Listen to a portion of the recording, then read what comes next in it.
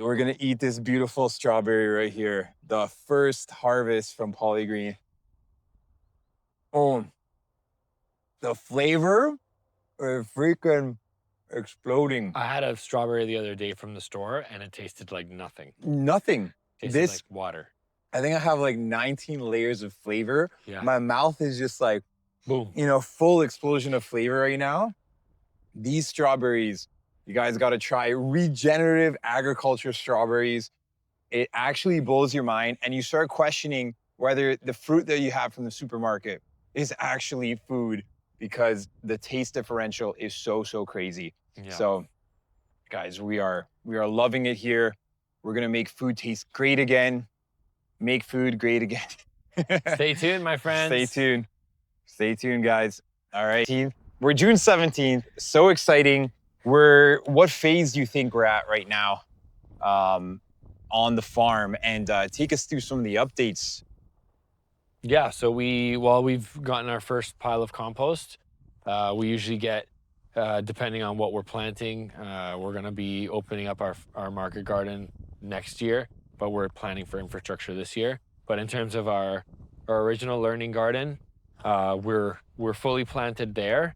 We just need to finish planting these few planters. There's 3 of them left. But then we have potatoes happening in these ones here. We have different types of herbs happening here. So that's always good. 3 more planters. And then that big compost patch there, we're gonna actually plant it as well with different vegetables as well. We're just using that as a landing pad for compost right now. And then once we are done collecting compost there at that location, we're gonna just turn it into a garden. A nice, big, beautiful garden, lots of flowers, make it beautiful. Just like these ones here. That way, I wanted to create a distinction of like, make people realize this is the driveway. Yeah. Right? It's beautiful. So the driveway more traveled, people can now see, oh, I'm just driving my car in. They're kind of figuring it out. This wood chip pile helps with that, right? So this is where arborists are gonna drop we're gonna have a big pile of wood chips here. We're looking to have more and more arborists now drop off more wood chips for us. That allows us to have raised beds where we can, have back to Eden walkways. So that's another big update. We've wood chipped all of the garden. We finished that process. It looks amazing. We Tell us about the back to Eden. What does that mean? So yeah, back to Eden is just the process of covering everything. Nature really is based on everything being covered. Deserts are the only natural places where you'll find everything is bare, but really nature wants to be covered. So we just put wood chips on top of everything to smother weeds, but also just to cover the soil. And because the weeds over time, if we were to take all this wood chip material away, you can plant vegetables in that material, in the earth, right? So we just want to cover the earth to protect the earth, but also to manage our weeds. So they call it back to Eden because it's, I think, in reference to, Eden's garden, the Garden of Eden.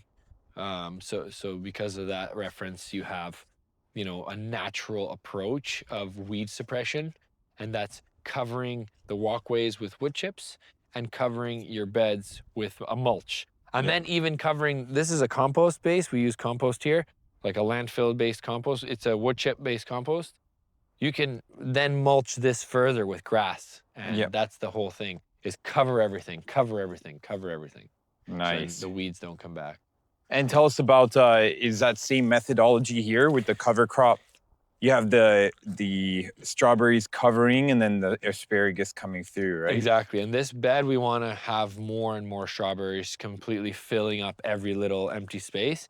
And then we'll have less and less weed pressure in this bed over time. Yeah. But there's still some weed pressure. There's still some grasses. Like you see this grass trying to break through. Yeah. We're going to come in and yank all of this. We come in, we try and fight it by just pulling it out.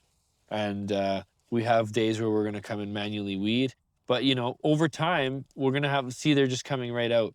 We'll have less and less weed pressure by just yanking out we come in, we do the yanking of the weeds, and that's it, right? We make that happen. And tell us about how the asparagus, why are we letting the asparagus go to this dill kind of texture. That's a fern. Yeah. So it's asparagus is a fern. That's why you have this. It looks like dill. This is.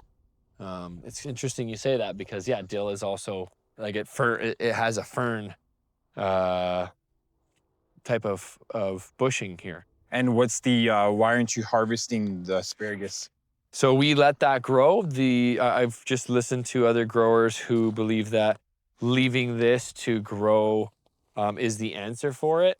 So we let it grow like a big bush, and that shoots the photosynthesis of the sun, giving the energy into the plant, is then shooting energy into the root systems because of the types of root systems they have. I don't know if it's a rhizome. I don't really know that much, but I do know that asparagus is a perennial that spreads over time. I just don't know if it's through a rhizome. But this allows for the root structures to get larger. By allowing the tree to get larger, it's really expanding those roots. So it's like, having the wind come through here, and the wind alone is moving the asparagus around, creating stronger root systems, making those roots dig deeper, because that wind action is always putting pressure on the asparagus. So that's why we've used a Florida weave. Ooh. That's why we use that Florida weave to keep the asparagus standing up, so that way it doesn't fall over, because if you leave it, the wind will blow it over. So the idea is that you help the asparagus with the Florida weave so it doesn't fall over, and then by helping it, then those asparagus will just get bigger and bigger and bigger over time, perennial systems. And then the strawberries will then fill in. And see this one here? This one's look at these new shoots, right? You can see these new little shoots here. They're tiny, but they're brand new. And they're falling over because they're kind of weak, right? Let me see, I'm gonna just stand it up. There you go. So take that. Can bring this down a little hair. Okay, we'll bring that down. And then what we'll do is we'll just wrap one of them around. Okay, and then bring that down a hair. Okay, now they're standing up. You're supporting it where it needs a little bit of support, right? And I think that's okay. And why did you choose the asparagus strawberry combination to try? They're a good companion plant, and yeah, that you can see there's actually some strawberries here. Alex, maybe you can have one of them. Ooh. That one's pretty, but you might be. Yeah, there was a couple red ones around here Look at too. that little bug there. There's a bug on there. I don't know. It's really keen on sticking around. There's some red ones. If you can find one, that's. Yeah. Oh, that one's. There's a juicy one right in there, I think. In there? Okay. Yeah, look at that. Oh, it's got a little bit of white. Not yet, not yet. Well, maybe. Oh, look here. There you go. There you go. Oh, we got one. There you go. Look at this. From the hand of the farmer himself. Look at this. Oh, look at that. That connection right there will happen to so many people. Cesar is regenerating the planet with these incredible produce right here. And that was one of the first exchanges hand to hand. That's going to happen millions of times in the next coming years, where Cesar is going to feed majority of the planet. There's a huge movement happening here at Polygreen Acres, huge movement happening with Regeneration Nation. And it's pretty much our goal here.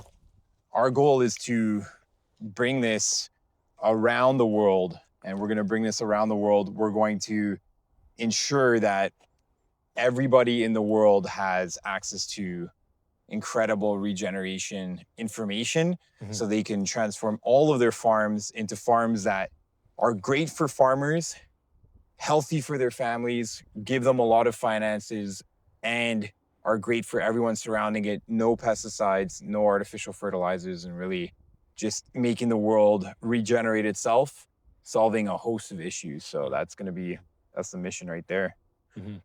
And helping people become stewards of the land, right? I think that's another key too, is teaching people, giving people the kind of empowerment to say, I can do this as well. Even though I don't know much, it's super natural for us to know how to grow food. Everything takes a different time, but I think that you can learn everything pretty quickly. It's like anything. You can learn to ride a bike, you can learn how to garden. And I think that's where society should be changing. If there's any revolution, it should be agricultural. It should be, children learning about gardening at a young age so that you can feed yourself, you can feed your family. If there's war, if there's hard times, if there's any hard times coming our way, at least you can feed yourself and you can put seeds in the ground, know what you're doing, know how to do it. But it's like you can choose to save your money in the stock market. You can choose to and invest your money um, in different businesses or in different ways of gold, silver, whatever it might be for you, Bitcoin.